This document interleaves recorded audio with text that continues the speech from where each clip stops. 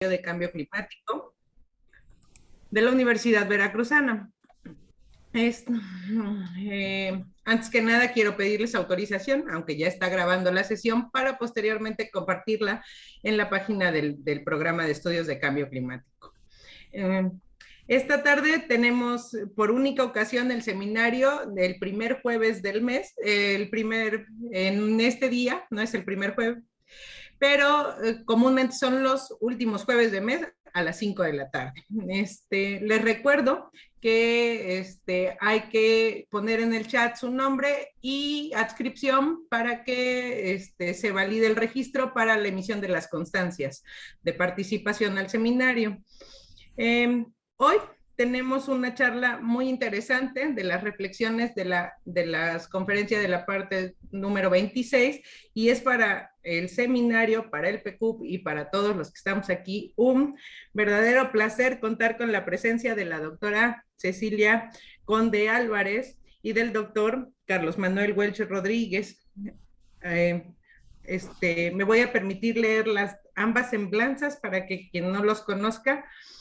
La doctora Ana Cecilia Conde Álvarez cuenta con una licenciatura en física por la Facultad de Ciencias de la UNAM, una maestría y un doctorado en Ciencias de la Tierra también por la Universidad Nacional Autónoma de México. Ella maneja líneas de investigación tales como cambio y variabilidad climática, los impactos en México, cuestiones de vulnerabilidad y adaptación y radiación atmosférica. Entre sus distinciones principales es que ella cuenta con el nivel 2 del Sistema Nacional de Investigadores, ha recibido el Premio Nobel de la Paz en 2007, otorgado a todos los participantes del panel intergubernamental de cambio climático y al vicepresidente Al Gore. También recibió el premio al mérito ecológico en la categoría de investigación, otorgado por la Semarnat en 2011. Y es autora líder del sexto reporte del IPCC del grupo 2, particularmente en el capítulo 17 de Decision Making Options for Manager Risk.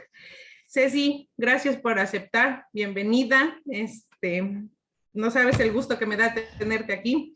Sí. Tengo, como te comentaba, es una intervención de aproximadamente 25 minutos para que le demos paso al doctor Welch y funciona si yo te doy el micro en un momentito después de presentar a Carlos y apago mi cámara y mi micro y cuando lo prenda es que te quedan alrededor de 5 minutos para ir cerrando.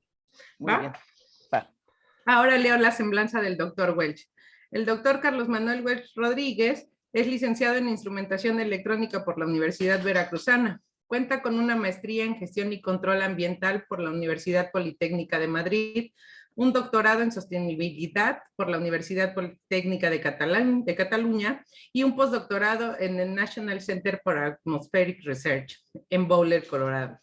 Es investigador del Centro de Ciencias de la Tierra de la Universidad Veracruzana y responsable del Grupo de Investigación Impactos Locales y Regionales del Cambio Global. Es miembro de la Red Temática de Desastres Asociados a Fenómenos Hidrometeorológicos y Climáticos. Ha sido revisor del cuarto y quinto reporte de evaluación del IPCC y es miembro del Cuerpo Académico Consolidado, Gestión y Políticas Públicas Ambientales. Carlos, bienvenido. Gracias por aceptar la invitación. La mecánica es exactamente la misma. Entonces, para ya no quitarles más tiempo a los especialistas, Ceci, si quieres arrancar, te dejo el micrófono.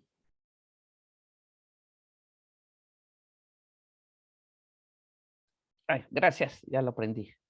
Entonces voy a compartir una presentación para empezar a tejer estas ideas que tenemos y de las que tenemos que reflexionar.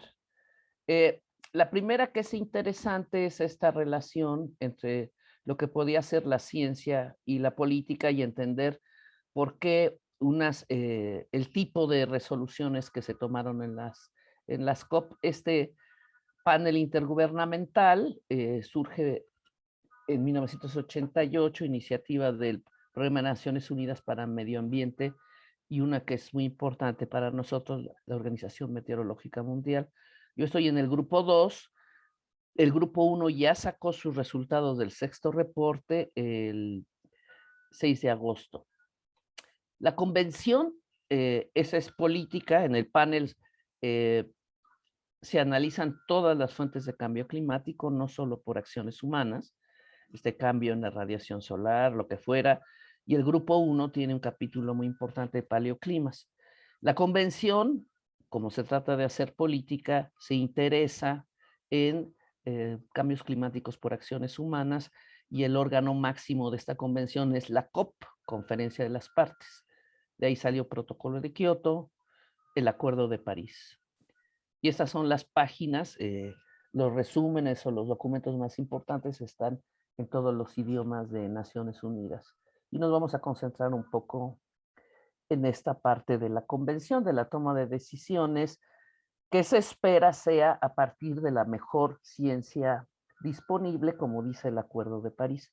Esta puede ser una relación tensa. Sabemos, ciencia política siempre ha tenido en la historia de la ciencia y la política estos choques, estas historias interesantes, y un poco se refleja en algunos de los resultados. Voy a ilustrar con alguno que creo que se ve porque estas dos visiones, digamos, son dos visiones y dos maneras de abordar los problemas, pero el panel se lleva como 4 o 5 años haciendo el estado del arte, recopilando el estado del arte, eh, para que se tenga la mejor ciencia posible para las tomas de decisiones. Eh, por ejemplo, este reporte del grupo 1 tiene 14,000 referencias, obviamente se revisaron muchos más. Se trata de que hay balance de género, este caso obviamente no se cumplió en el grupo 1, y hay revisiones de expertos. En este caso, más de 78,000, hay que contestar una por una. Eh, yo he estado 3 veces en este panel, bueno, 3 y nos vamos, como dicen los borrachos, pero también he estado en esta parte de la política. O sea, he ido a 3 reuniones de la COP como parte del gobierno mexicano. Entonces, eh, es interesante esta relación. O sea, lo he visto y lo he vivido, o sea, no me lo cuentan. Eh, ¿Qué dice ese informe? O sea, no estamos para abordar directamente este reporte, pero Antonio Gutiérrez dice: el informe es un código rojo para la humanidad. O sea, ha aumentado el nivel de alerta por los cambios observados y los proyectados. Y lo pueden bajar de esa página, tanto la síntesis como el reporte completo. Eh, Quien lo dijo muy claramente de que qué dice este reporte es esta colega de nosotros. Carlos la conoce bien, es buena amiga, se llama Linda Burns, es investigadora de este centro de ENCAR, y dice, ¿qué es lo que dice el reporte? Simplemente está garantizado que todo irá peor y no hay ninguna zona que esté a salvo, no hay ningún lugar. Buena parte de este reporte fue catalizador para acelerar, para tratar de influir en el tipo de decisiones que tomó la COP26, que fue de agosto, y empezó, el reporte fue agosto, y este COP26 empezó el último día de octubre y luego 12 días de noviembre. Y una cosa que hay que ver de este reporte también es el atlas interactivo. Creo que está muy rico en información para los que estamos interesados en ciencias atmosféricas. El IPCC, como dice aquí, no puede tener un lenguaje político.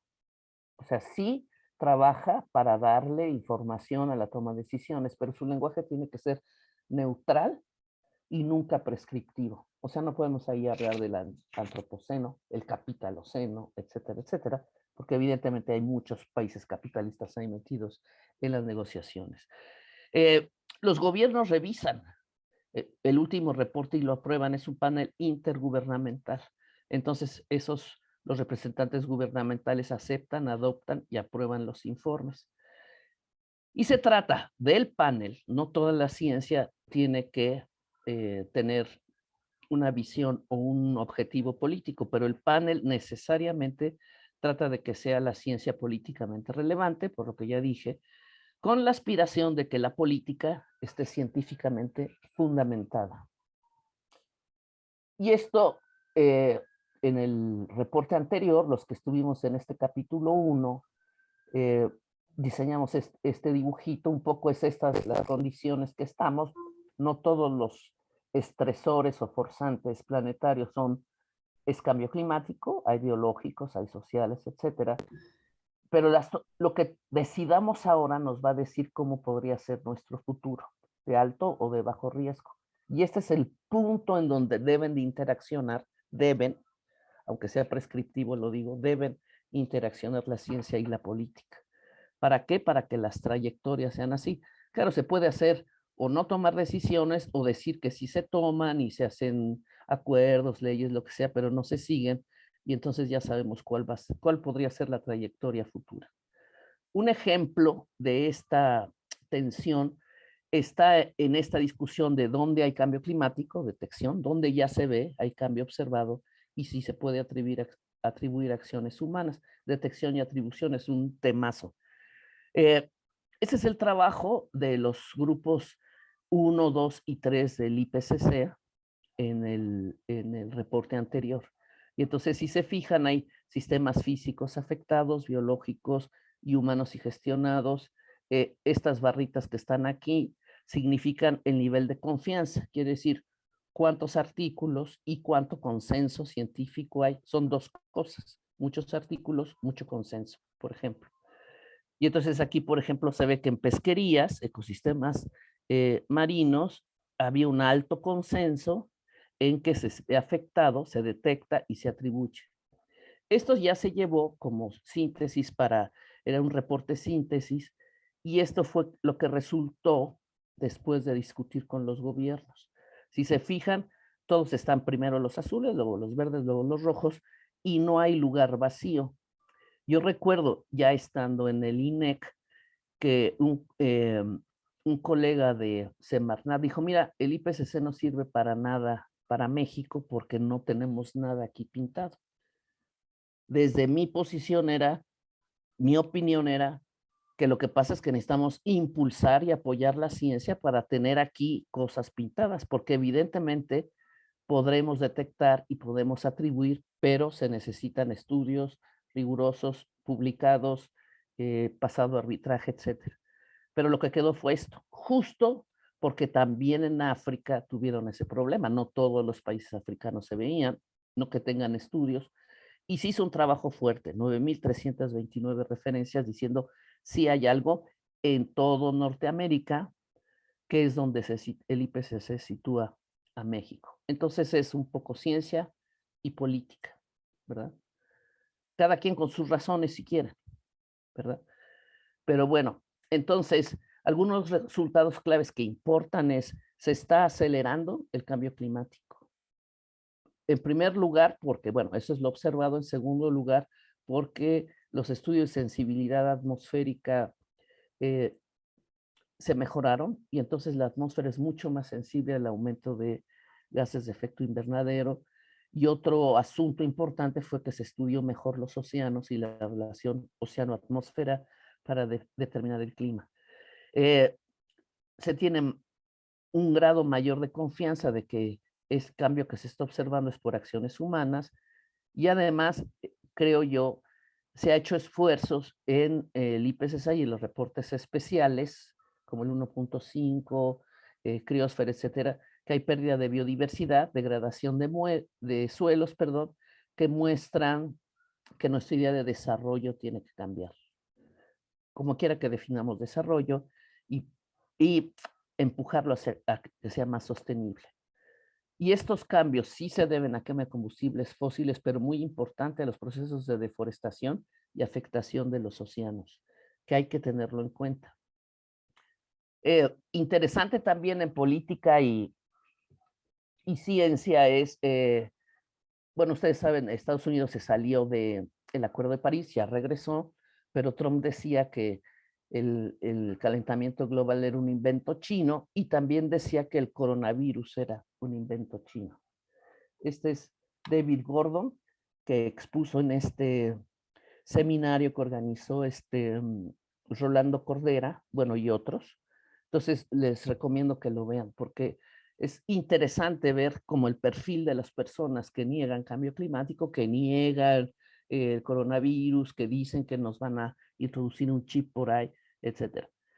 Eh, los mayores emisiones, es, también es parte del, sí está China, pero si lo hacemos por número de habitantes, por arriba de China ya está Estados Unidos, etcétera, etcétera. Es un poco para explicarnos de dónde vienen esas emisiones. Y esto es también del mismo autor que le señalé. eh, el 1% más rico emite 70 veces, digamos, más que el 50% de la población humana, que son los más pobres.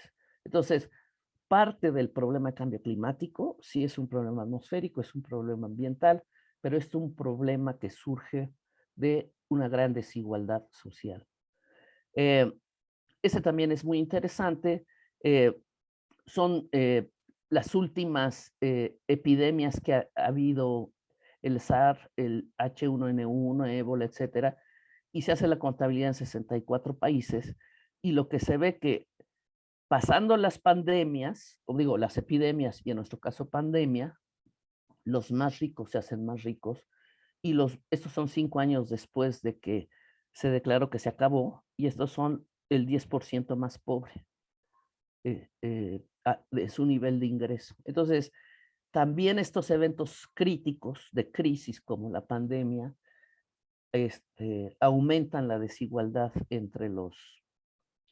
Y por eso eh, se discute este concepto para desarrollar estudios climáticos, ya no solo en términos de clima en sí o de un problema ambiental, sino un problema ético y político. Y esta relación ciencia-política, el contexto, el marco de referencia para dar la discusión o para hacer el estudio es justicia climática, este, respetando derechos colectivos, y necesitamos científicos sociales para entrar bien a esta discusión de lo ético y lo político. Y creo que también en la pandemia esos este, elementos se vieron.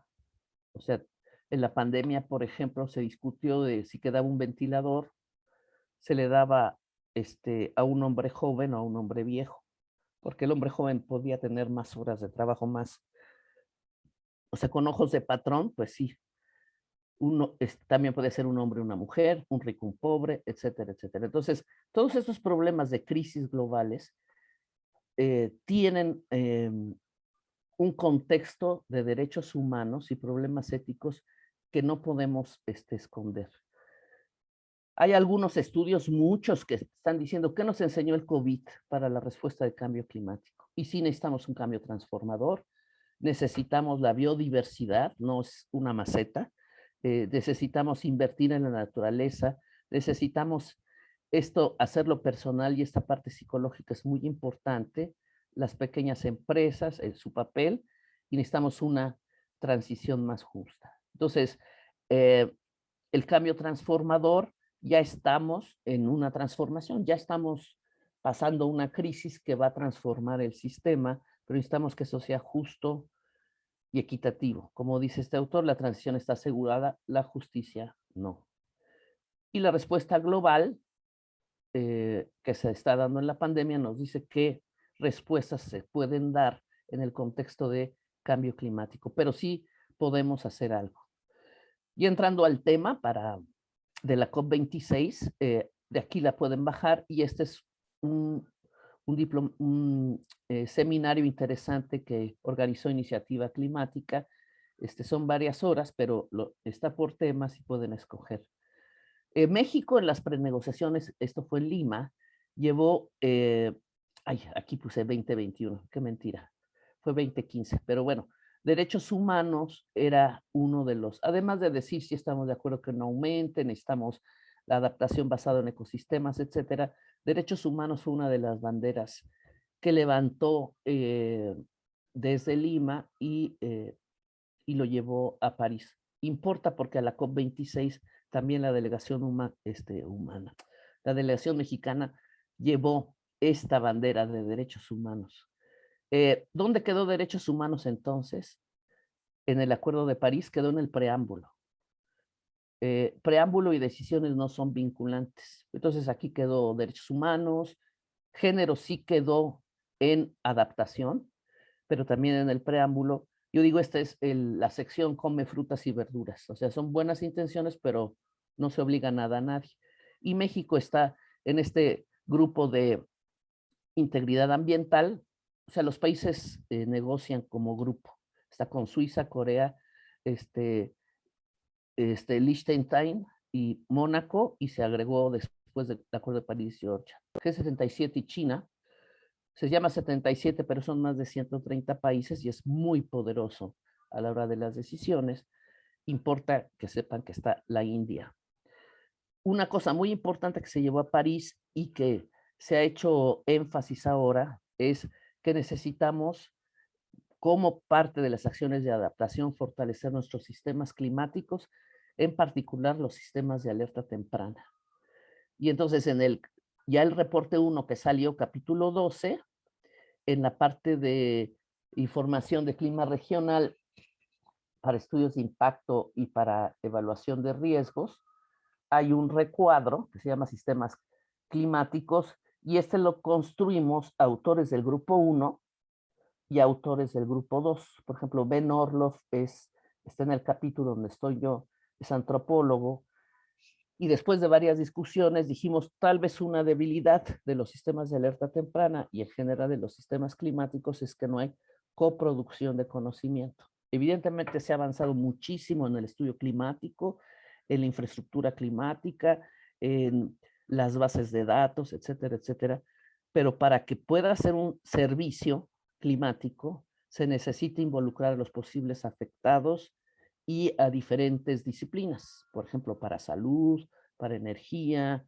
para agricultura, etcétera. Entonces, este es un concepto que creo importante resaltar. México, como saben, entregó después del Acuerdo de París en diciembre del 2020 entregó su actualización. Todos los países cada 5 años tienen que actualizar sus contribuciones nacionalmente determinadas. La que se entregó después de París era insuficiente y la de ahora, Climate Tracker, la declara altamente insuficiente. O sea, siguiendo los caminos que propone México, estaríamos alcanzando una temperatura cercana a los 4 grados. Y como también han de saber, Greenpeace metió un amparo y lo ganó porque las emisiones que plantea México en su nuevo índice aumentan 14 millones de toneladas, quítalo de pico de emisiones, o sea, llegaría a un pico y luego bajaría, como todos los países en vías de desarrollo, y eso ya no está para el 2026. Y se descartó la meta de reducción del 50% de emisiones para el 2050. Y bueno, este es un problema legal. México para 2022 está comprometido a presentar un nuevo NDC. Y bueno, esto es en el mismo Climate Tracker. Si emite más, es altamente insuficiente lo que se está proponiendo, y esto en términos de ciencia política importa, porque dicen que las propuestas de acción son solo cualitativas y no se ve un mapa de ruta para lograrlo. Y es aquí donde la ciencia debería de intervenir y decir, así se podría hacer, en las condiciones que se estén planteando, pero no se están cumpliendo, ¿no? Entonces, en Glasgow, como saben, el objetivo mitigación, el objetivo adaptación, movilizar finanzas, hubo 100,000 millones de dólares prometidos para financiamiento para el 2020, no se dieron, 2021 no se dieron, vamos a ver qué pasa 2022, pero los recursos no se están movilizando. Y bueno, esto está directamente de la página de la COP. Esta es la plenaria, duró horísimas, y lo que fue más polémico y más decepcionante, casi todos los países dijeron es una decepción, fue que ya en la plenaria, ya en el momento final, en lugar de decir phase out al carbón y a la producción del carbón y al uso del carbón, se pasó a phase down, o sea, bajarle, eliminar progresivamente la energía del carbón. Esto lo propuso la India, pero como les digo, está en un grupo muy poderoso. O sea, China también, etcétera. Pero bueno, quien lo propuso que se cambiara en la plenaria fue la India.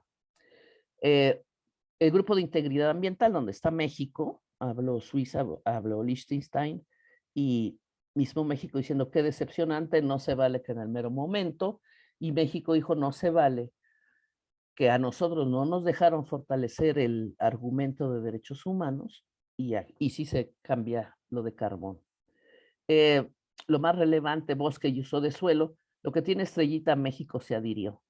Entonces, bosques y uso de suelo, reducción de metano, me parece a mí relevante también que revisemos qué dijeron Estados Unidos y China, los océanos, este Consejo de Normas Internacionales de Sostenibilidad, es tratar de poner reglas para eh, poder dar dinero, los reportes financieros y que haya reportes de emisiones estandarizados.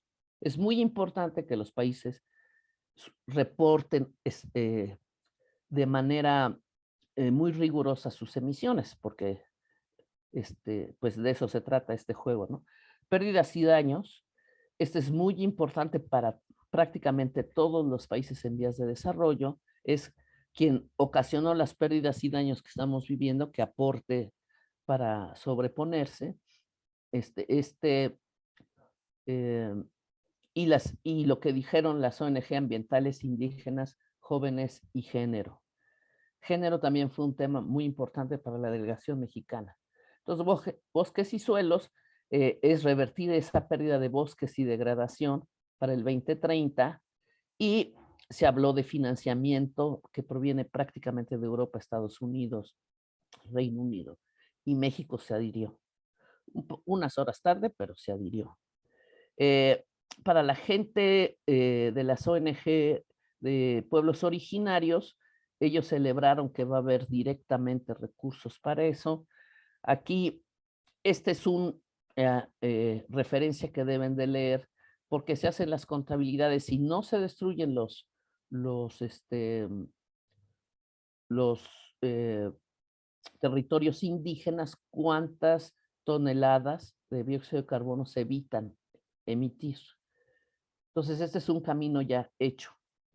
En contraparte, también hay organizaciones que dicen, bueno, ojo, ya dijeron que van a cuidar bosques y selvas y tal, pero hay que ver que no resulte en un masivo acaparamiento de tierras, bosques y territorios de los pueblos indígenas y comunidades rurales del sur global.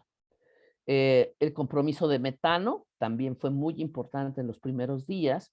100 países que representan el 70% de la economía mundial acordaron reducir las emisiones de metano en un 30% para el 2030, o sea, el 30-30. Y importante también es que no lo cargaron solo a ganadería o producción de arroz, sino que los residuos, sobre todo de grandes ciudades, y las emisiones de la producción de combustibles fósiles. Ahí hay muchas fugas de metano. Entonces, bueno, México se adhirió a ese. Los océanos, desde mi punto de vista, quedaron muy, muy débiles. La importancia que tienen los océanos para el clima global se quedó en un diálogo sobre océanos y hacer un informe resumido informal. Pero bueno, la protección del al menos 30% de los océanos para el 2030, incluyendo la sobrepesca, etcétera. Y bueno, hay mucho que discutir de los océanos. Realmente están débilmente estudiados en países como México. Tenemos que acelerar la comprensión de la función de los océanos en nuestro clima, pero como saben, aumenta la temperatura, eso, el dióxido de carbono aumenta la acidez y desciende el nivel de oxígeno.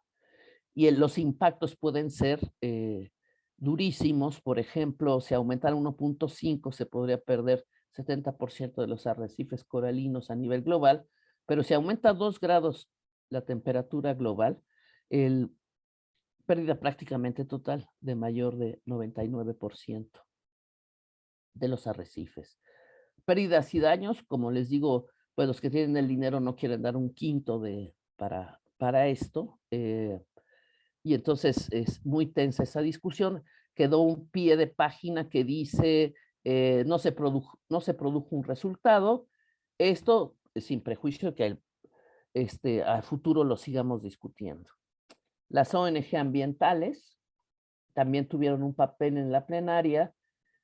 Si se fijan cómo está la plenaria cuando se está discutiendo los resultados de la COP, pues está llena la sala, cada quien con su letrero de su país enfrente, y cuando empiezan las ONGs, pues quedan unos cuantos por aquí y alguien en la mesa. O sea, esa es la relación tan difícil de las organizaciones de la sociedad civil con la conferencia de las partes. Por ejemplo, eh, los jóvenes cada año van a tener una reunión con la convención, se les va a permitir ya la entrada a algunas negociaciones, y este grupo MOC de la COP26 llevó estos 4 puntos: justicia climática en primer lugar, hasta hubo un día de marchas a nivel internacional exigiendo justicia climática, una educación climática que apunta hacia nosotros los profesores, salud física y mental, es muy importante. Hay un término que se ha acuñado que se llama angustia climática que tienen los jóvenes ante este futuro que se ve tan severo en cambio climático.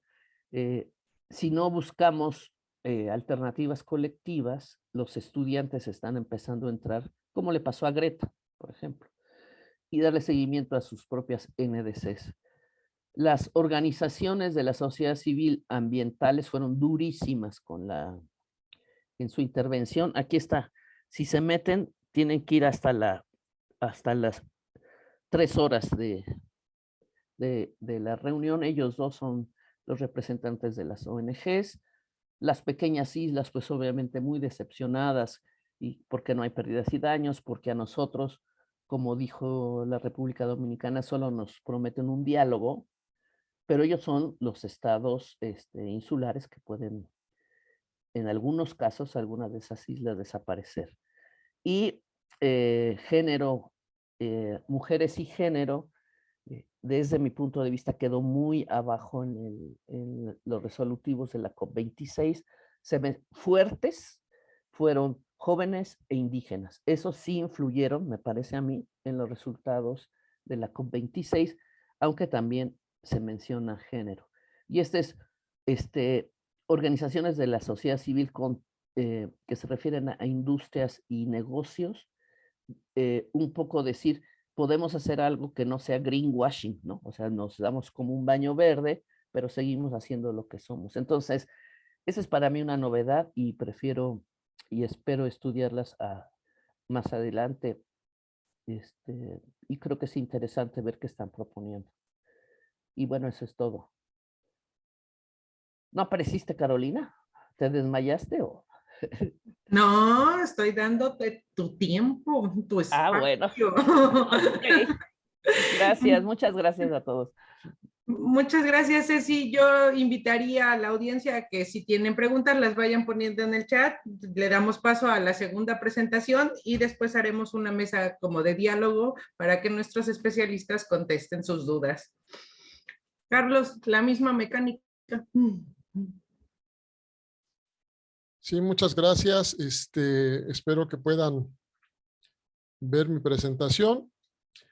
Yo voy a comentar algunos temas en general desde el punto de vista de la política pública internacional con algunas ideas mínimas y después tratar de aderezar el texto. Ya la doctora nos hizo una explicación profunda, hizo una disección profunda de lo que ocurre. Primero, pues yo creo que es parte del Perdóname, Carlos, perfil. solo no está en modo presentación. ¿No está? ¿Cómo se ve? La lista de diapositivas y una. Ok, entonces la voy a poner en modo pantalla para que se vea, ¿sale?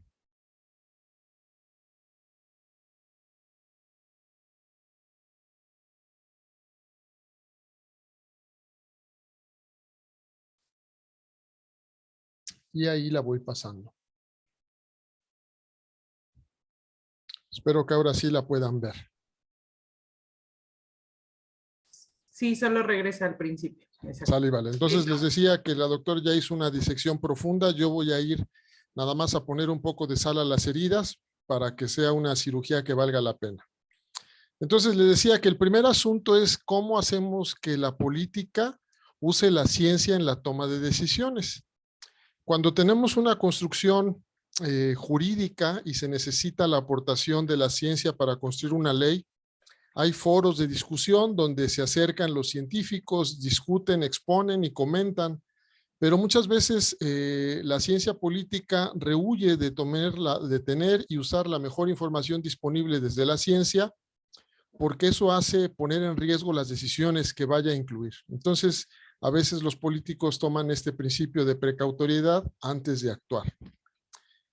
Segundo asunto, pues si bien es cierto que todos entendemos que estamos en una crisis y que también entendemos que no es la única, lo que ya es evidente y que justamente el grupo 1 del panel intergubernamental de cambio climático llega a posicionar en este último informe es que estamos justo en el límite de no retorno. Y eso significa que justamente los pequeños estados insulares, las zonas costeras del continente americano en latitudes tropicales va a enfrentar amenazas que se están multiplicando y que tienen que ver con el mantenimiento del sistema económico. Y bueno, hay un grupo o muchos que, como decía la doctora Conde, en la política señalan que pues todavía no hay evidencia suficiente y necesaria para justificar que estamos atravesando un periodo de cambio climático con una amenaza constante para la especie. Aquí están unos pequeños highlights de lo que ocurrió en la COP, en la visión desde la ciencia. Y me gusta porque en las reuniones de la COP, afortunadamente, como es el caso de México y algunos otros países, el grupo de personas que acompañan a la delegación mexicana son un grupo de científicos avisados, que conocen del tema, que saben de lo que se está hablando y que pueden aportar conocimiento e ideas que ayuden a contribuir a la discusión. Digo, el caso de la doctora Conde es el mejor, ¿no? Estuvo en 3, participó, conoce y fue consultada. Y entonces se expresan esta clase de situaciones, pero a la hora de que eso se tiene que transformar en política pública, parece que la visión de la ciencia no es suficiente para aportar evidencia, a pesar de que los informes del IPCC nos señalan que hay evidencia suficiente para soportar estas situaciones que demandan atención. Entonces, por ejemplo, cosas que se dijo desde la ciencia, que la meta de 1.5, pues prácticamente la tenemos a la vuelta de la esquina, porque ya estamos en 1.1 sobre la media del promedio global. Cosas de situación complicada, como que en las regiones polares el incremento de temperatura significó periodos de hielo más reducido, o cosas como entender que hay lugares en el planeta donde las especies ya están empezando con un periodo de extinción. Entonces, incluso el profesor Lenton señala que hay una especie de madurez financiera para hablar ya de estos temas, si es que estamos entendiendo que realmente estamos en una crisis climática. Pero, ¿qué ocurre cuando vamos a los gobiernos, ¿no? Y vamos a ver un poco lo que pasa. En el caso de México, contra nuestras contribuciones nacionales, el par de informes que hay, hace rato comentábamos antes de iniciar, que hay un par de documentos, pero último no es válido, etcétera, lo que pasó con Greenpeace. Entonces, la política internacional es más lenta de lo que el sistema climático demanda en relación a lo que estamos padeciendo. Debemos entender que no es necesariamente una brecha lo que hay entre política y clima, sino lo que hay son lenguajes diferentes, porque difícilmente vamos a encontrar un líder global como un presidente que realmente abandere la situación de enfrentar la crisis climática con acciones que le soporte desde la ciudadanía y que tenga la posibilidad de que la Cámara de Representantes, su aparato legislativo, le dé la posibilidad de hacer acciones efectivas para que esto se cumpla. Entonces, este es un asunto realmente serio. ¿Por qué? Porque recordemos que para poder ejercer acciones públicas se necesita presupuesto. Y el presupuesto lo determina las cámaras de diputados, que tienen que generar esta ley para poder ejercer. Y entonces, si bien es cierto que el Ejecutivo manda una iniciativa, el Legislativo determina. Entonces, es una situación complicada. Segundo asunto, pues hay una dicotomía entre lo que el gobierno permite y lo que el gobierno quiere. El caso de las normas, ¿no? Dicen que en México tenemos una de las mejores normativas ambientales del mundo, tenemos los grandes perros guardianes de la ley, pero la aplicación es como si tienes un Rottweiler, pero le sacaste todos y cada uno de los dientes, pues no va a ser capaz de protegerte. ¿Qué pasó en el Reino Unido, no? Tienen una iniciativa potente de sustitución de los vehículos de combustibles, gasolina, para cambiarlos por vehículos eléctricos. Pero al mismo tiempo que lanzan esa iniciativa, lanzan una iniciativa de incremento de la infraestructura ferroviaria basada en combustible fósil, o un incremento de los vuelos locales comerciales en tarifas de bajo costo. Entonces, por un lado hay una acción efectiva que suena muy bien en el mercado, pero por otro lado hay acciones de política pública que no van hacia allá. Otro asunto, ¿no? Parece ser que algunos organismos internacionales, en el marco de sus políticas internas, están yendo hacia apostar hacia los negocios verdes de una u otra manera. Y bueno, tenemos el caso de grandes compañías, algunos de ustedes las conocen porque consumimos sus productos. Ahí está el caso de Nestlé, ¿no? Y la reducción de residuos, por ejemplo, que esa es una situación importantísima que tiene que ver con la crisis climática. Otro asunto interesante es lo que hace Estados Unidos. Mientras no ratificó el Acuerdo de París y se salió, con Biden ratifica la presencia en el Acuerdo de París, pero al mismo tiempo que lo ratifica, lanza el programa más grande de infraestructura para los Estados Unidos para los próximos años. Es decir, por un lado se reincorpora, pero por otro lado la demanda de hierro, construcción, acero, cemento y demás, hace que esta situación de compromiso se disminuya, ¿no?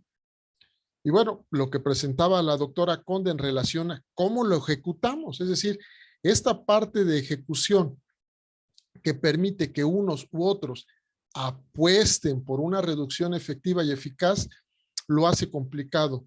De las cosas que yo rescato en términos generales de la COP es que me gustó mucho que en el discurso la adaptación estuvo casi en el mismo nivel que la mitigación.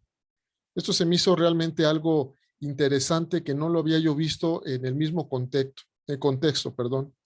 Y justamente tiene que ver mucho con lo que en el Acuerdo de París había mencionado. Otro asunto que me gustó es la parte de encargar fondos justamente a lo que ella decía, a las pérdidas y los daños.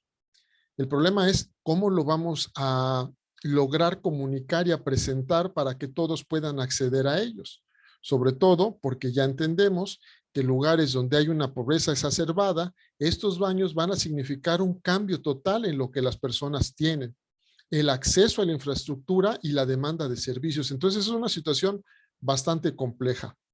Otro asunto en relación a las contribuciones nacionalmente determinadas es que no hubo realmente una decisión de cómo tenía que hacerse. Y ya lo decía, ¿no?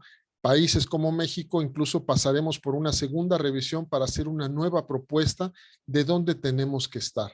Pero desafortunadamente tiene que ir en marcha con lo que la política pública dice y ahí es donde difícilmente vamos a ir hacia el asunto. Y finalmente el caso del phase down del carbono, que fue un asunto lamentable en el fondo, pero que por otro lado significa mantener una estructura de producción energética para algunos países como India y China, que no estaban dispuestos bajo el argumento de mantener su patrón hacia el desarrollo, de sustituir este combustible. Y esta es una situación que nos ayuda a replantear que a veces, aunque se quiera la fuerza política para convertirlo en realidad, no es tan fácil de doblegar.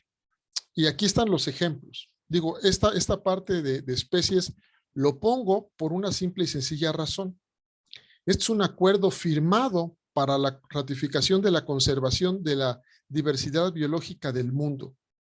Está firmado y ratificado por los países en Naciones Unidas. ¿Y qué es lo que pasó? Pues que en algunos casos se duplicó la pérdida de especies o especies que ya aparecen en la lista roja. Y este es un acuerdo internacional ratificado para mantener la diversidad biológica del planeta. Entonces, pues fue una de las promesas que hicimos. 182 países lo firmaron, se ratifica, se ponen reglas para protección, se elaboran estrategias nacionales y lo único que ocurrió es que se duplicó el número de especies que se perdieron. ¿Por qué? Porque no es suficiente un acuerdo. Aquí, ¿qué pasó con los bosques? Y esto lo comento ahora porque justamente una de las situaciones más importantes que se manifestaron en la COP26 es la adhesión de México a esta estrategia global para la conservación, mantenimiento y reforestación a nivel global. No vamos a hablar del programa ni cómo se llama, pero el asunto es que realmente el área de los bosques en el planeta se ha perdido del orden del 200%, lo cual significa que una fuente natural, sumidero de carbono, va en ese sentido. El estado de Veracruz es uno de los estados donde lamentablemente menos del 20% de la cobertura forestal original se mantiene. Entonces es una situación muy complicada porque finalmente los bosques fueron parte del eje que está teniendo que ver con todo esto y que para el cual se espera que haya un financiamiento interesante. Esta la pongo porque lo mismo ocurre con el agua. El agua no entra en la discusión de cambio climático, pero ojo, es un asunto fundamental por la distribución del recurso hídrico en el planeta, por los patrones de precipitación, por la disposición del vital líquido y por la contaminación que estamos generando con él y la depuración que estamos haciendo. ¿Y qué es lo que pasó? Pues que lamentablemente ahora estamos en una situación más que crítica. Dice una frase de la Organización de Naciones Unidas para la Prevención del Desastre, independientemente de que los desastres no son naturales, dice, el 90% de los desastres están relacionados con el agua. Entonces, es un asunto muy complicado que se promete. Y aquí llegamos a esta última parte donde pretendo comentar algunas cosas en términos de lo que es la política internacional y cómo intentar resolverlo, sobre todo porque yo sé que aquí hay un grupo grande de expertos en educación y en comunicación que han debatido cómo poderlo hacer. Entonces, pues la historia de los objetivos del desarrollo sostenible ha sido larga, compleja y difícil, y su implementación va un poco más allá. Pero bueno, lo pongo porque Ban Ki-moon en algún momento dice, el papel de las universidades es fundamental para que las cosas ocurran, dado que las universidades son los grandes transformadores de la realidad. Si logramos que las universidades adopten su papel de transformadores, haciéndolo a través del ejemplo, la sociedad va a cambiar y el mundo va a cambiar. Entonces, la primera pregunta que hacía Ban Ki-moon en relación a este University Global Compact es, ¿cuántas universidades de nuestros países y del mundo participan de esta iniciativa y tienen un plan de acción climática al interior de su universidad que les ayude no solo a entender cuáles son sus amenazas, sino qué acciones deben implementar? Y digo, el caso de México es interesante. Entonces, el otro asunto que comentaba Ban Ki-moon, dice, ahora tienes que pensar en desarrollar desde la educación los grandes agentes de cambio para el mundo. Si tú logras que el agente de cambio sea el estudiante, que sea aquella persona que además de tener conocimientos disciplinares, sea capaz de influir en su entorno más cercano, tienes el mejor agente de cambio que va a transformar el mismo planeta. Pero bueno, es una situación muy complicada. Esto fue cuando se firmó. Interesante, pongo la flechita en rojo y todo porque luego no me creen que fui, pero sí fui, ahí estuve yo para firmarlo. El asunto es que de México solo participamos 3 universidades. Pongo la flechita porque luego no me creen que estuve ahí y todo, pero sí. Y de las 3 universidades que firmaron, lamentablemente ninguna le dio seguimiento al plan de compromiso en relación a la acción climática. Entonces, a nosotros nos tocó participar de la construcción del plan del Objetivo para el Desarrollo Sostenible número 13, Acción para el Clima, y cómo lograr la transformación desde las universidades. Y nos decían, ¿qué es lo que tienen que hacer? Un curso sobre cambio climático, acciones sobre cambio climático, ponerlo como un eje transversal, ¿qué es lo que hay que hacer? Pero las universidades deben tomar ese papel transformador para identificar que esta es una amenaza de orden planetario, justo como se los puse en la diapositiva del principio, y que no solo amenaza a pequeñas especies, ya nos amenaza a nosotros como especie. Entonces, con esto cerraría yo para que realmente podamos tener un espacio de diálogo y una discusión amplia en relación a qué podemos hacer, qué percibimos de la COP y cuáles son los alcances reales de lo que se tiene que hacer como país, como Estado y como ciudadanía. Muchas gracias, Carlos. Yo primero, antes de dar paso a las preguntas y a la discusión, primero quiero agradecer a ambos, a la doctora Conde y al doctor Welch, por su capacidad de compilar y divulgar la información en temas tan complicados como estos. Tengo varios comentarios aquí en el chat y yo sigo invitando a la gente a que si los quiere externar de viva voz, levante su manita en las reacciones y prenda su micrófono. Si no, yo con mucho gusto los voy leyendo. Ceci, ¿andas por ahí? Aquí estoy. Ya ves, tengo que pasar lista. Tengo varios comentarios que no sé si los quieran ir haciendo de viva voz, pero si no los voy leyendo. Dice Ramiro, excelente exposición, doctora Conde, muchas gracias por su presentación.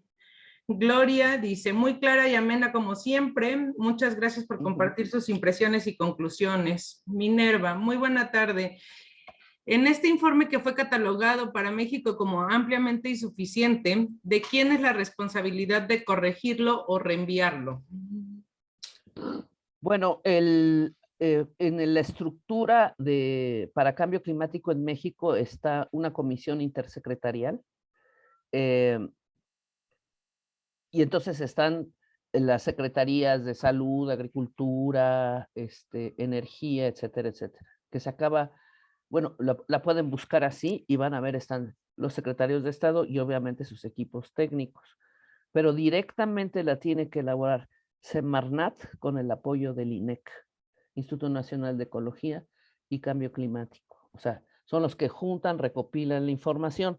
En las negociaciones está la Secretaría de Relaciones Exteriores y tiene sentido porque ellos saben el lenguaje de las negociaciones políticas. O sea, digamos que se da esta interacción ciencia-política en la misma delegación. Entonces, en principio, a cada una de las mesas de negociación para mitigación, para financiamiento, para lo que sea, tiene que ir alguien de Semarnat o el INEC y alguien de la Secretaría de Relaciones Exteriores. Okay, muchas gracias, doctora. Sí. Muchas gracias. Tengo otra por aquí. La doctora Laura Bello dice, felicito y agradezco la participación de la doctora Conde. Mi pregunta, la centro en el campo de la educación para el cambio climático y la centro en aspectos de la educación que se abordaron y desde qué enfoques. Bueno, desde el Acuerdo de París hay un artículo que se llama generación de capacidades. Ahí, por cierto, fue el segundo artículo que incorporó lo de perspectiva de género.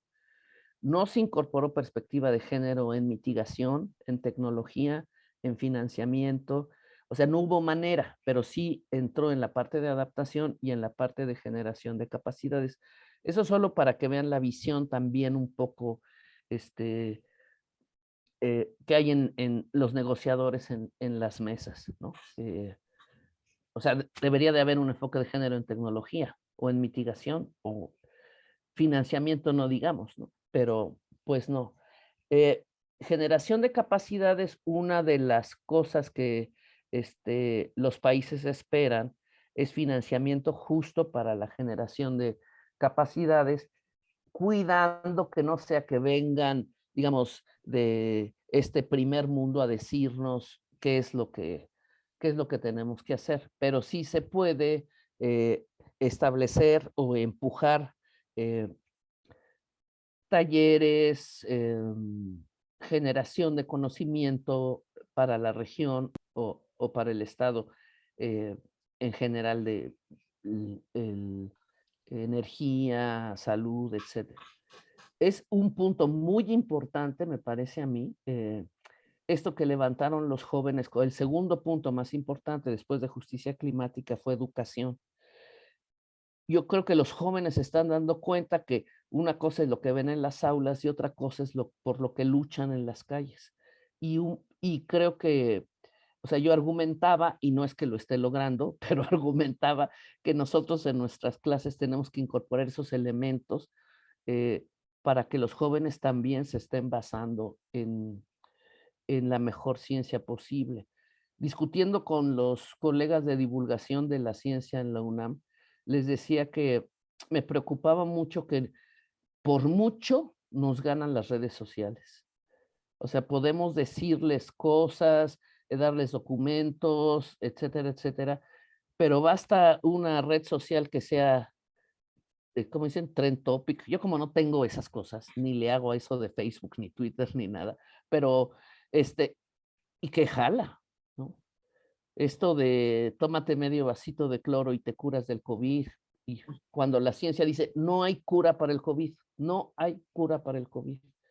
Pero eso, se buscan otras opciones, lo que sea. Entonces, si estamos en una lucha, estamos perdiendo los que damos clase, y necesitamos empezar a pegar la experiencia concreta y las demandas y luchas concretas de los jóvenes con la parte educativa. Entonces, sí se necesita una nueva ciencia, yo creo. Ok, muchas gracias. Tengo otra por aquí que Georgina nos comenta. De acuerdo a la exposición de la doctora, para llevar a cabo las aplicaciones de la ciencia y la tecnología, dependerá de la riqueza y la política de los países que manejan esos rubros. Pues más que la riqueza, más de que entremos en un proceso de transformación, yo creo. Por ejemplo, eso de que yo hablaba de la angustia climática de los jóvenes, es que piensan que es un problema individual. O sea, tú, sí apagaste un foco, tal. Todo eso es muy bueno, las acciones, pero los jóvenes, y contradiciendo lo que acabo de decir, tienen que reconstruir una, una red social, o sea, pero de personas que son activas tratando de transformar. Entonces, sí importa el dinero, pero también importa conocimiento y voluntad política, como bien dice la pregunta. Pero la parte social, la parte de reconstruir el tejido social que se ha roto y es conveniente para las grandes industrias de tómate este refresco, lo que sea. Entonces hay que reconstruir, como dice ese informe que yo puse clara, la gente tiene que empezar a consumir local, a fijarse qué consume, a intercambiar información para tomar decisiones en conjunto, son colectivos, ¿no? Eso es lo que y eso puede transformar también la estructura política que es bastante difícil de mover. Ok, muchas gracias. Una más de tu tocaya, dice, muy buena síntesis, doctora. La pregunta es, ¿qué estrategias se proponen para contribuir a la justicia climática? ¿A la justicia climática? Ujú. Bueno, para empezar, como bien dice casi la definición, dejar de pensar que es un problema o solo de clima o solo atmosférico o solo de algún problema ambiental. Es un problema integrado que tiene una componente social y económica muy fuerte que debemos de tomar en cuenta para en pocas palabras, si vamos a hacer acciones y estudios, esas componentes sociales, económicas y de desigualdad tienen que entrar en nuestro estudio. Es muy importante, por supuesto, saber si ya hay cambios observados, si, como bien dice el doctor Welch, se están perdiendo especies. Todo esto es muy importante, pero se tiene que poner en este contexto. Eso es lo que yo, bueno, del lado de la academia, ¿no? Y he de decir, por cierto, que los últimos textos para planes de adaptación que sacó la Semarnat incluyen justicia climática. Entonces, hay que tener cuidado porque muchos textos tienen, por ejemplo, enfoque de género y puros cuernos que hay enfoque de género. Entonces, si ya se va a tomar esto o soluciones basadas en la naturaleza, que es la que se quiere poner en lugar de soluciones eh, este, ecosystem-based adaptaciones basadas en ecosistemas, y ahora se quiere expandir y decir vamos a hacer soluciones basadas en la naturaleza. Todas esas no pueden quedar en palabras muertas. Eso es lo que yo pienso que tenemos que hacer énfasis y sí dar el camino. Por ejemplo, se hace un estudio y se dice, y esto ponemos enfoque de género porque había 8 mujeres que lo que fuera, ¿no? Tiene que partir de un enfoque de género, tiene que partir de un enfoque de justicia climática. Eso creo. Ok, muchas gracias. Yo sigo invitando a nuestros, a los que están en esta sesión a que si gustan hacer la pregunta de viva voz, levanten su mano y abran su micrófono. Si no, yo lo hago con mucho gusto. Tengo aquí también de Ana Cecilia Travieso, muy interesante, doctor Welch. ¿Podría ampliar el tema de los negocios verdes? ¿Qué se está haciendo en México al respecto? Bueno, lo que sabemos y está en el mercado es que hay grandes corporativos, por ejemplo, el caso de Nestlé, Grupo FEMSA, que tienen programas específicos y que están trabajando a partir de los objetivos del desarrollo sostenible para presentar sus productos y reducir y atacar estas metas. Yo la verdad es que estaba muy sorprendido cuando vi el plan de residuos cero de Nestlé, porque es una compañía que ahora en México es pública, en términos de que cotiza en bolsa, pero su plan de reducción de residuos cero para el 2025 es muy bueno. Ahora, que lo puedan ejecutar y que lo vayan a hacer es un asunto complicado.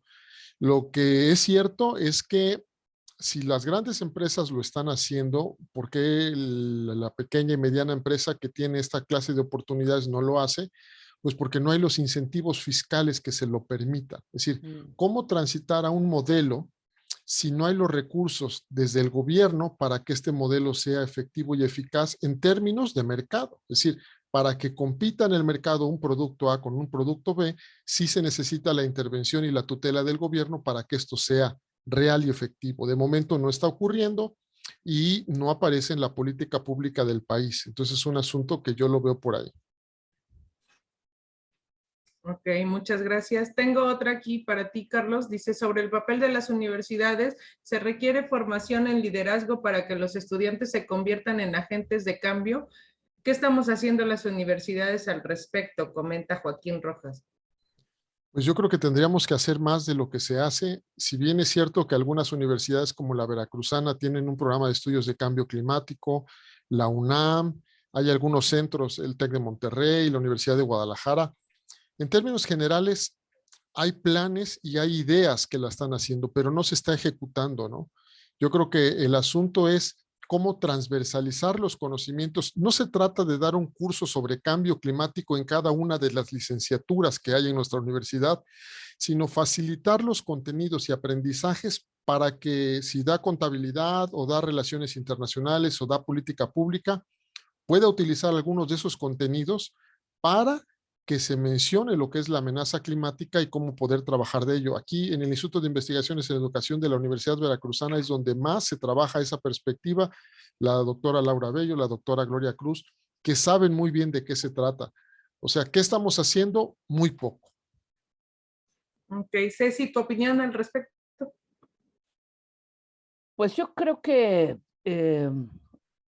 hay cursos que sí están, como bien dice Carlos, que están incluyendo específicos de cambio climático, pero creo que necesitamos muchas más áreas que aborden el tema. Yo sé que desde la secundaria los niños empiezan digo los niños porque pues, la diferencia de edad, ya estudian cambio climático, pero sí creo que podrían empujarse algunas otras prácticas y creo que eh, este libro de Thomas Kuhn que dice la estructura de las revoluciones científicas, creo que se está gestando un nuevo paradigma de lo que los jóvenes y en diferentes regiones quieren saber y aprender.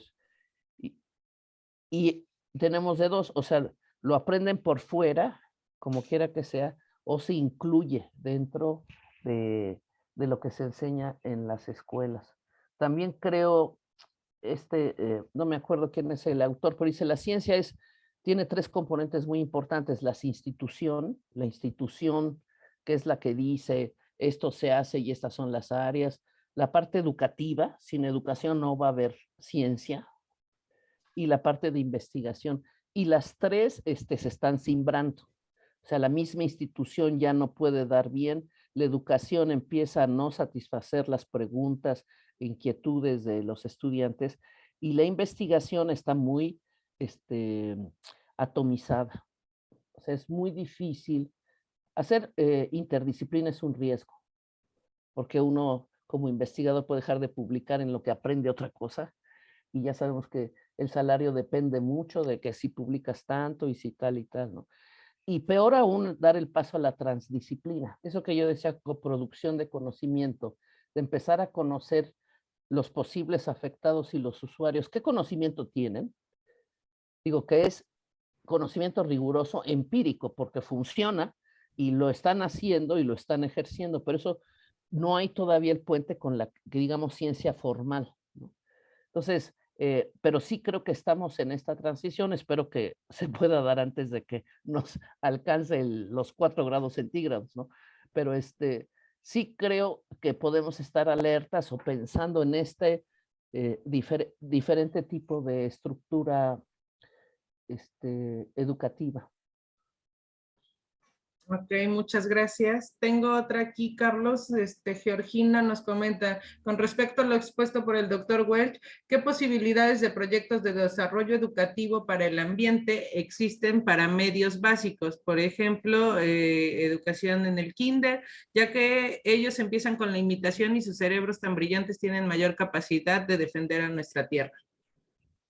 Híjole, la verdad es que me declaro incapaz de responderla. Hay un montón de cosas que, y esta en particular, no sé, yo creo que la experta en educación en estos temas es la doctora Laura Bello, que hoy nos acompaña.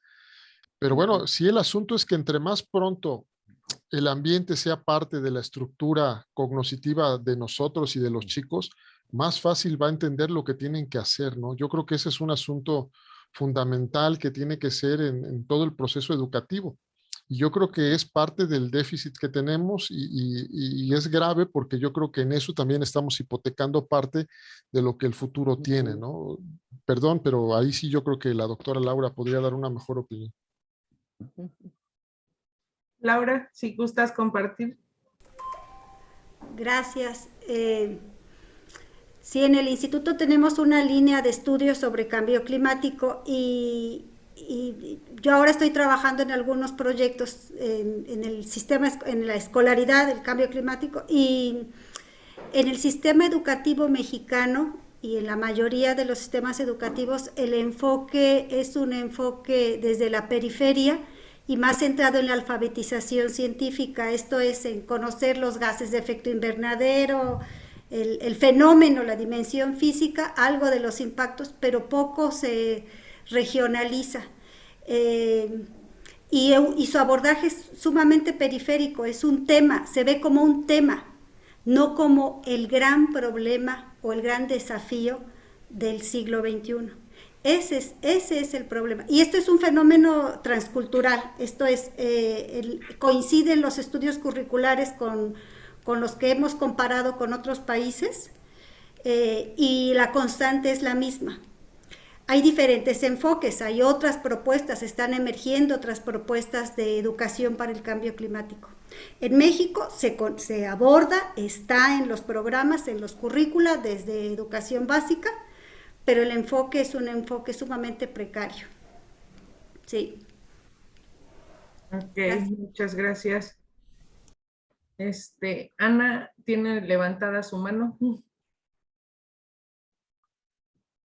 Sí, en ese sentido yo quería aportar que, bueno, desde el kinder, una de las opciones que podemos tener es, bueno, ver esto de los patrones de consumo y cómo cambiarlos, consumir más lo local, lo natural, la conservación de los ecosistemas como la base de la vida, pudieran ser dos elementos fundamentales. Y también, bueno, ahorita la tendencia al uso excesivo de redes sociales está perdiendo esa relación humana entre las personas. Entonces, también hay que formar esta red ahora sí más personal y no tan tecnológica. Llevar las dos cosas de la mano, no darle todo el peso a la red tecnológica. Esas serían mis recomendaciones.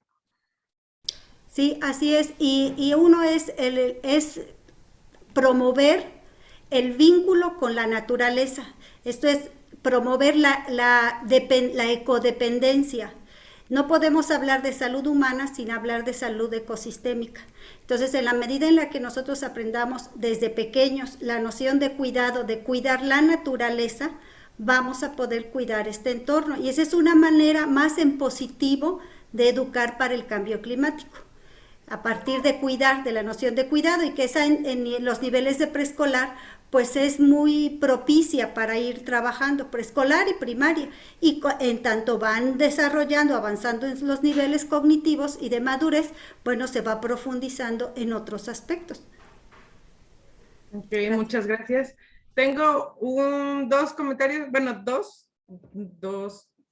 dos comentarios que se vuelven casi uno, así que los voy a leer simultáneamente para que ambos especialistas me vayan contestando. Dice, doctora Conde, por favor, ¿podría explicar qué reporta México en materia de sistemas de alerta y cómo vamos en ese tema? Y si en eso se incluye el enfoque de género y derechos humanos. Y el segundo dice, me encantaría que pudieran responder la duda justo arriba de mi comentario, porque en el mensaje de la Nación del presidente del día de ayer dio alguna estrategia de que nos dé esperanza.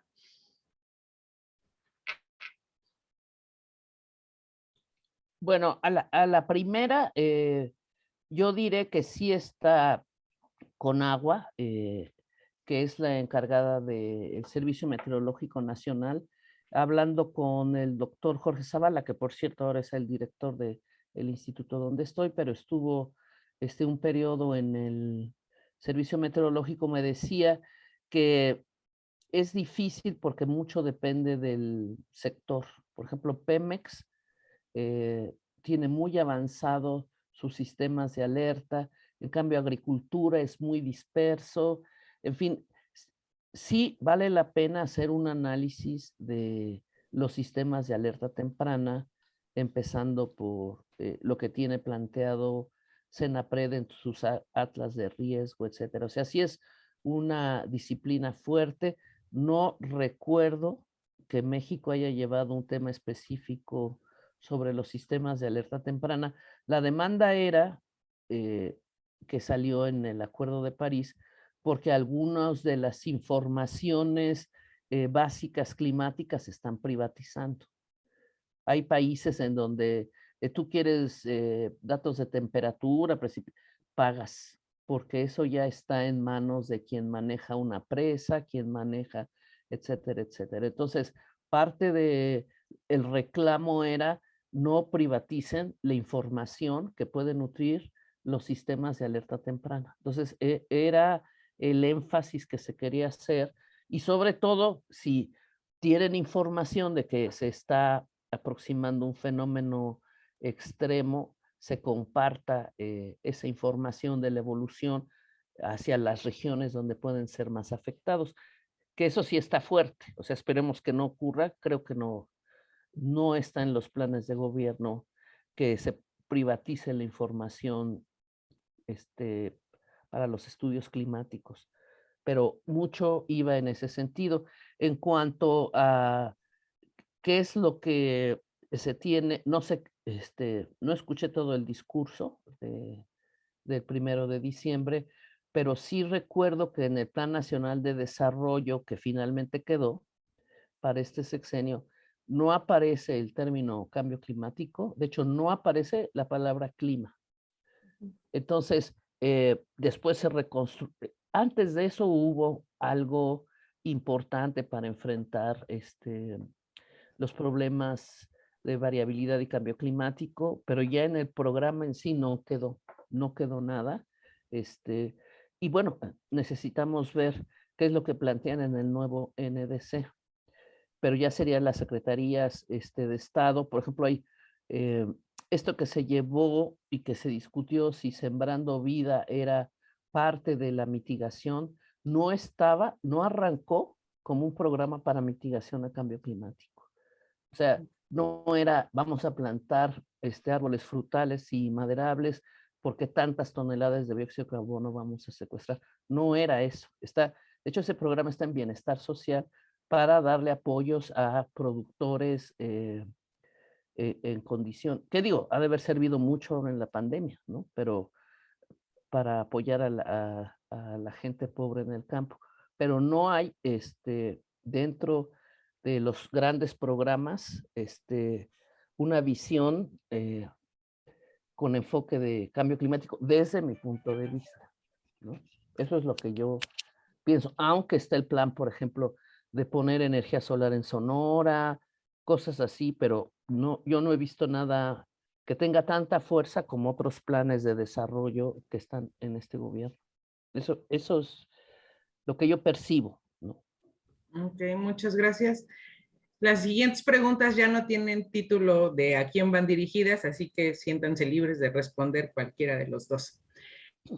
Dice Ramiro, ¿qué tan concordantes o discordantes son los compromisos de México en la COP26 con políticas públicas del gobierno federal en materia de generación de energía y energías renovables? Pues, Carlos. Pues yo creo que son discordantes, porque si bien es cierto que hay un planteamiento en relación a lo que se tendría que hacer para la mitigación, justamente se está apostando por los combustibles fósiles, ¿no? Ahí tenemos Dos Bocas, la compra de esta gran refinería en Texas, etcétera, etcétera. Sí hay una pequeña discordancia entre lo que se tiene que hacer en relación al compromiso establecido. Digo, el mejor ejemplo es cierto en relación a Sembrando Vida, porque por un lado pudo haber sido un gran programa que contribuyera de manera directa si se contabilizaban las especies y el tipo de especies en relación al cambio climático, pero no va hacia allá y por lo tanto no puede ser sujeto de ese financiamiento que estará disponible para los próximos años. Y en relación a las energías renovables, bueno, estarán ustedes muy al pendiente de lo que ocurre por esta misma situación de la reforma y lo que se pretende.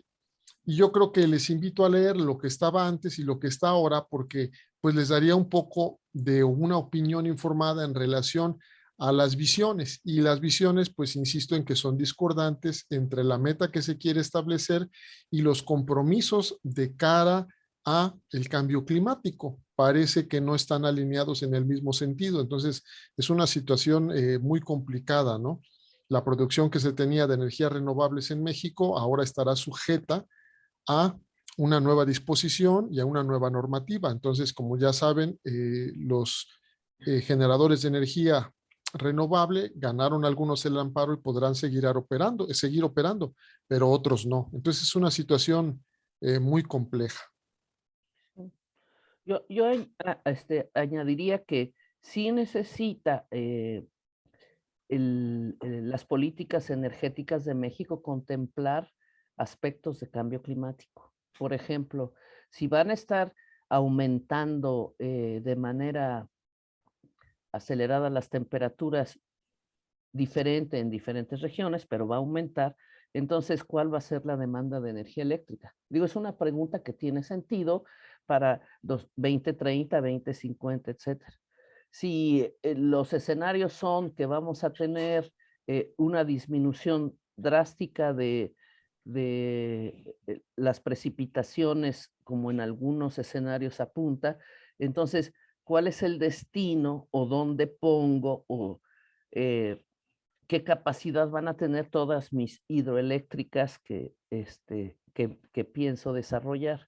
O las necesito muy grandes porque las lluvias torrenciales, digo, es otra función de las presas, ¿no? El manejo y el control de inundaciones. Entonces, todos estos tipos de condiciones tienen que ser contempladas en un programa de desarrollo energético, porque vamos a necesitar energía en el contexto de ese cambio climático que se está proyectando, ¿no? Ok, muchas gracias. Tengo otra también que no tiene, no va dirigida directamente, dice Lázaro. ¿Existe alguna experiencia exitosa donde las acciones sean tomadas y ejecutadas desde la base de la sociedad sin gobierno? Hay bastantes. Yo diría, hay el secretario de Medio Ambiente anterior, Víctor Toledo, tiene algunos mapas muy interesantes de experiencias exitosas que no es que hayan arrancado con idea de cambio climático, pero en la medida que tiene una visión territorial, digo, no es el bosque, no es el suelo, no es el agua, es el territorio, y en algunos son comunidades locales o comunidades indígenas, y él tiene un estudio bastante interesante que contrasta con los focos rojos de problemas ambientales en México. La lucha por el suelo, la lucha por el bosque, la lucha por el agua, etcétera, etcétera. Entonces, necesitamos estudiar las entrañas de por qué hubo casos exitosos y por qué no. Y por cierto, discutiendo con la gente de divulgación de la ciencia del UNAM, creemos que es muy importante para los jóvenes que vean dónde hay esta pregunta que se nos está haciendo, dónde hay casos exitosos, qué elementos se tuvieron, cuál fue la participación de los diferentes actores, la parte académica, la parte local, también la parte local de voluntad política, porque no es lo mismo un municipio, otro municipio, otro municipio. Entonces, que hagamos el rastreo de todos esos casos exitosos enseña mucho. O sea, los jóvenes dicen, sí se puede, y es esta la forma en que podríamos avanzar. Entonces, digamos que es una tarea pendiente para todos los que estamos metidos aquí. Yo ya empecé mi tarea, pero todavía no la tengo tan completa, pero creo que sí es muy importante aportarle a los jóvenes este tipo de experiencias. Okay. Carlos, ¿algún comentario? No, yo también estoy de acuerdo en que hay muchas experiencias positivas desde la sociedad civil. Hay organismos no gubernamentales serios que han trabajado y han apostado, ¿no? Y el asunto es que no están documentadas todas esas experiencias. Y es donde necesitamos la difusión y la divulgación para documentarlas y presentarlas utilizando las redes sociales para que lleguen a ser el mensaje adecuado. Yo creo que es donde tendríamos que estar apostando para que estos eventos o estas situaciones de éxito, mucho más gente las conozca, porque sí hay muchos casos. Yo recuerdo el caso de los productores agrícolas de la zona del Pacífico, ahora muy cerca de Colima, que están con una producción sustentable y exportando y demás. Y bueno, hay muchos casos donde han logrado transitar desde la sociedad civil con efecto positivo. Entonces, sí, hay casos, pero el problema es que no están documentados. El reto es documentarlos y presentarlos. Ok, muchas gracias. Tengo hasta ahorita una última pregunta, lo que parece ser la última pregunta. Dice, ¿creen que en México existe el capital político o el deseo del estrato político para el desarrollo o construcción de centrales de energía nuclear?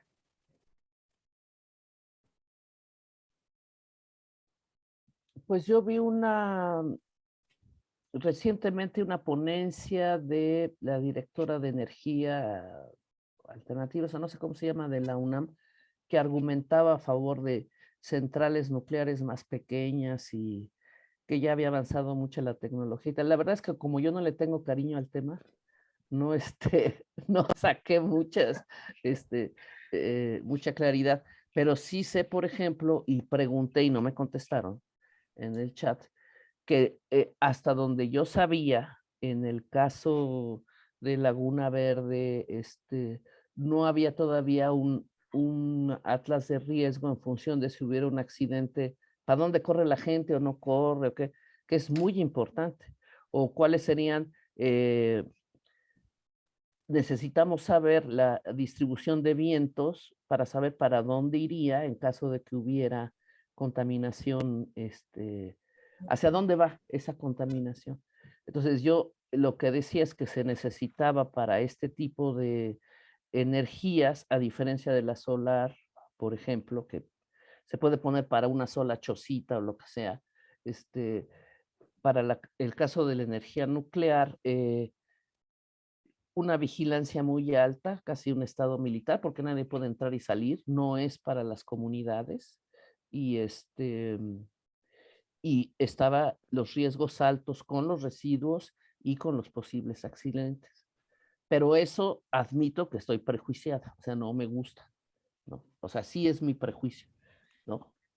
Yo agregaría que hace, yo creo que 20 años, quizás 25, la persona que hizo el primer estudio del modelo de campo de viento para la central nucleoeléctrica Luna Verde fue el doctor Ernesto Jáuregui Hostos. Así es, sí. Y ahí estuvimos trabajando con él hace como 25 años, poniendo los anemómetros ultrasónicos para ver qué modelo era. Pero bueno, en aquellos años estuvimos trabajando ahí, Adalberto Tejeda, Rodrigo Mancilla, el doctor Ernesto Jáuregui dirigiendo el proyecto, y yo de técnico montado el anemómetro ultrasónico de 15 metros. Me atrevía yo a esas alturas. Pero bueno, el tema es que con eso se construyó el plan de emergencia radiológico externo para la central. Y el tema es que se debe actualizar año con año porque las condiciones cambian y aunque el patrón del viento se conoce, el crecimiento y la expansión de la planta, como las localidades y demás, la dispersión, incluso el modelo que se utilizaba hace 25 años, pues era un modelo prácticamente que teníamos que resolver las ecuaciones a mano para después montar en la computadora. Estábamos hablando de hace 25 años, si mal no recuerdo. Y en Francia se apostó por este modelo de pequeñas centrales nucleares con una gestión muy adecuada de los residuos. Y parece que el modelo francés, y aquí está un amigo que probablemente podrá comentar del tema, o estaba el doctor Eric Hubrón, logró satisfacer la demanda de energía eléctrica que se tenía proyectada para 15 o 20 años. Pero llegó un momento en que se superó esa demanda y entonces tuvieron que abrir el mercado. Es una situación compleja porque obviamente el manejo de residuos que se tienen de ese proceso energético es muy complicado.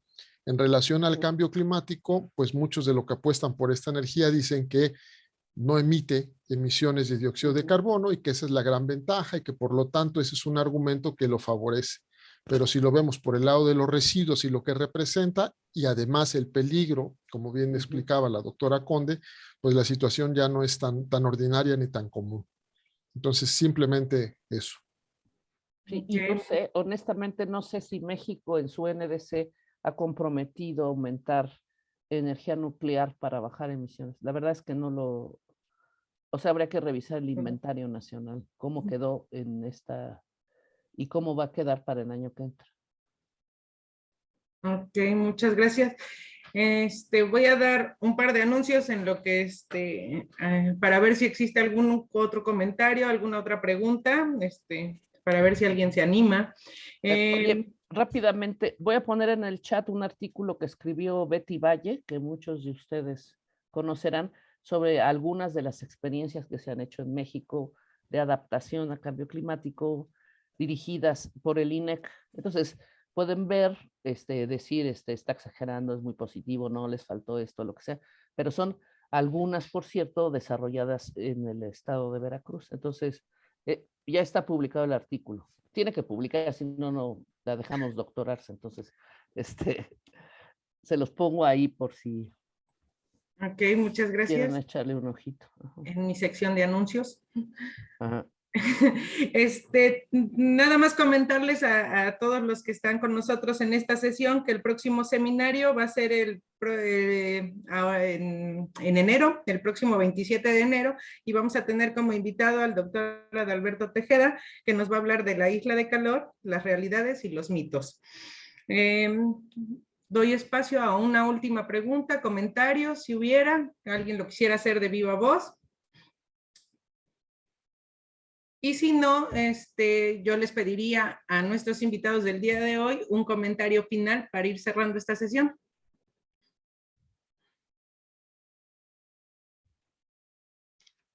Ceci, estás apagada. Sí. Te vi muy inspirada, pero apagada. Pero apagadita. No, sí, yo les agradezco mucho. Siempre disfruto mucho los eventos a los que voy con ustedes a la UV. Creo que es importante seguir esta discusión más adelante. Creo que sí se van a compartir las presentaciones para que ustedes puedan ver estas ligas y y comentar, seguir comentando, seguir platicando y ver qué nos podemos inventar más adelante. Pero importa mucho, como vimos, la parte de educación, la parte de investigación, nuevas investigaciones, y la parte de relación ciencia política, que creo que abordamos los dos, y no es menor, aunque no nos guste, pues, porque luego a los políticos no les gusta escuchar a los científicos, que luego son como el rey está desnudo, ¿no? Pues sí me caes muy bien, voto por ti, pero estás equivocado, y entonces eso le sienta como patada en el hígado por poner alguna región corporal. Y la otra es que a los científicos tampoco luego nos cae bien las cosas que hacen o dicen los políticos, pero necesitamos hacer esta sinergia, porque los tiempos se están acelerando. Entonces yo creo que esta relación ciencia-política hay que estudiarla con más cuidado y hay que insistir. De nuestra parte, hay que insistir. Muchas gracias, Carlos. Yo agradecerle al programa de estudios de cambio climático y a la doctora Conde por compartir este espacio y justamente abonando a lo mismo, ¿no? Tenemos que hacer un poco más. Sí se están haciendo las cosas, pero tenemos que hacer un poco más. Yo creo que sí, la educación puede ser el gran catalizador y que los estudiantes formados pueden ser el gran agente de cambio desde lo local. Pero pues las universidades tenemos que ser el ejemplo, ¿no? Y ahí es donde yo creo que estamos fallando todas y cada una porque no tenemos esta responsabilidad de mostrar lo que se hace al interior de la universidad en relación al cambio climático, más allá de las pequeñas iniciativas que se tienen. Entonces yo creo que el papel de la universidad en relación a esto puede ser fundamental para transitar a esa transformación. Y bueno, de los políticos, ¿qué podemos decir? ¿No? El científico que va político tiene el riesgo de perder y el político que va científico tiene también el mismo riesgo de que la academia lo rechace. Entonces, es una situación muy compleja. Y bueno, hay casos y ejemplos, hay muchos. Pero bueno, muchísimas gracias a todos y una excelente tarde. Muchas gracias a ambos. Tengo una constancia para ustedes que les haré llegar a la brevedad. Ceci, como siempre, un placer. Gracias por aceptar, porque ya sabes que aquí la Universidad Veracruzana te queremos mucho y valoramos mucho tu compromiso, tu relación con Veracruz y esperamos tenerte pronto por acá. Ojalá ya nos levanten el castigo y puedas venir acá a este clima tropical. Tropical, sí, cómo no. Sí, ya me he pegado ahí unas enfriadotas y empapadotas.